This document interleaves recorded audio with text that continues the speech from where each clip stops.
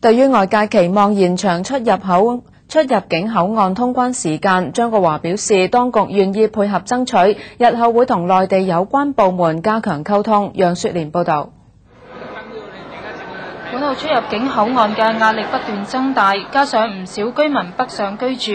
延長口岸通關時間係社會嘅急切需求之一。議員容永欣期望當局加大工作嘅力度。當然我知道呢啲係屬於兩地作為行政當局要有一個考慮，但係真係咪可以咧？即係加快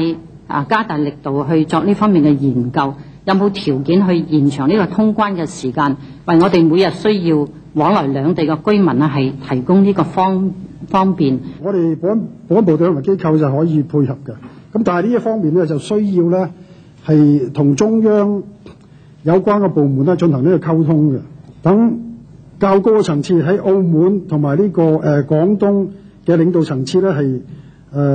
商談下呢個24小時通關嘅問題。當局現正加設18條自助過關通道，以舒緩出入境口岸嘅壓力。同時，亦都會研發適合外地勞工同香港旅客使用嘅自助過關系統。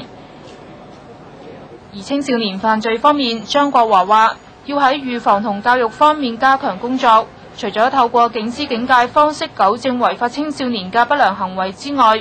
司法警察局亦都會加強同教青局嘅合作，建立與學生相關嚴重事件通報機制。